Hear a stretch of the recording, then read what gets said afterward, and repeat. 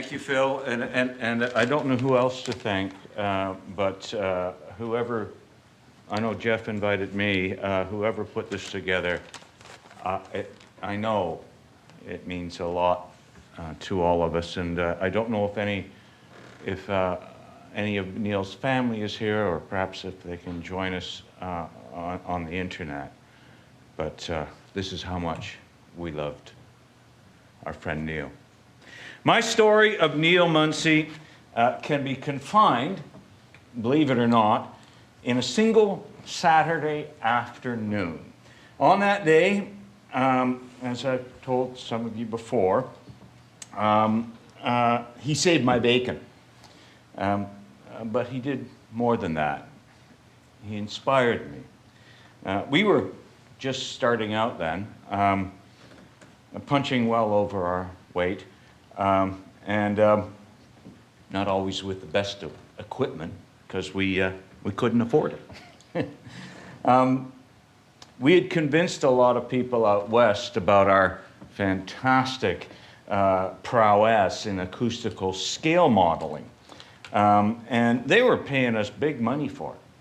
And we had just built this scale model of Victoria's Royal Theatre, 1,500 seats.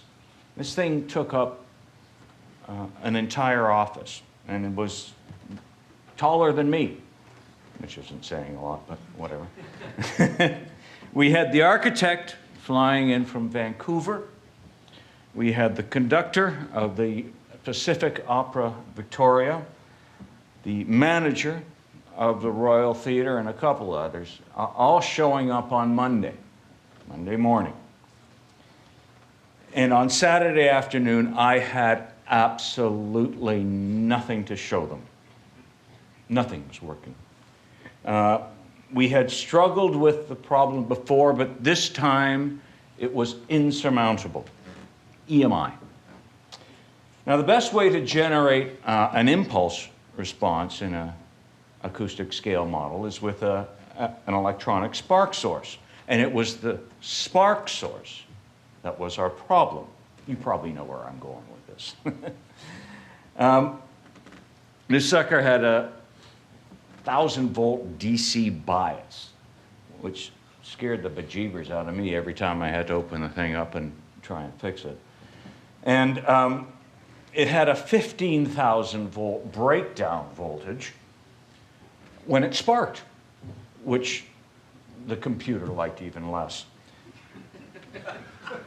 I had developed this conversation between the spark source, the computer, and myself, and it kind of went like this. It went like, click, shit. Reboot the computer. Click, shit. Reboot the computer. Click. And then this discussion got into sex and travel, with the first word being rather colorful and the second word being off. I knew in my heart what the solution was, or perhaps I should say who the solution was. It was our friend Neil. But I didn't want to prevail on what I knew would be his good-natured generosity. But on that Saturday afternoon, I had no choice. So I called him up. How you doing, Neil? Plus or minus 3 dB. Well, at least I had the right phone number. Knew that for sure. So I explained my problem to him and was hoping he would help me out because I was in trouble. John, come on up. We'll have I'll make you a wonderful dinner. Neil, I'm in a little bit of trouble right now. It's not that I'm in a little bit of trouble. I'm in a lot of trouble. In hindsight, my guess is that our friend had the problem figured out as soon as I phoned him. And as we discussed things, casually over dinner, he was casual, I wasn't. Neil suggested that the problem was probably with the grounding design of this rather cheap microphone amplifier that we could afford in those days. My God, it was like I'd died and gone to heaven. Had I come to the right place for dinner, or what? This guy had written the book on grounding, and he's feeding me too. Well, he did solve a problem. Neil, as I recall, was already having trouble moving around. And after I had been sated with this wonderful food and drink, I was sent down stairs to fetch his tools. And when I came upstairs, he said, oh, and by the way, could you bring some aluminum foil? I think it's in the kitchen on the counter. And I said, oh, okay, Neil.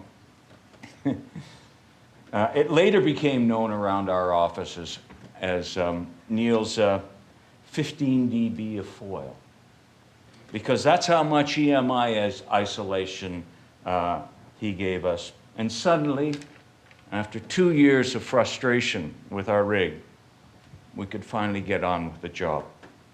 And my pending Monday morning of doom with our friends from out west miraculously turned into quite a pleasant event. I told you at the beginning that Neil saved my bacon. Well, that story is perhaps obvious from this. But I also told you that he inspired me, and perhaps that's less obvious. I look back on that Saturday afternoon, and I see a upstart young kid in a lot of trouble. But I see something more. I see a colleague whose experience and wisdom was much more profound than my own, and whose natural inclination was to help out, to share. A colleague who did so with grace and respect. And every time I help out a younger colleague, I remember what Neil did for me that day. I shall remember his generosity all of my days. That's the inspiration I was talking about. And I would encourage each of you here tonight to live out Neil's legacy. I certainly want to. I would encourage all of you to do unto others what Neil did for me. I shall share with you the same words I spoke of my father on a similar occasion. He lived a good life. He was a good man.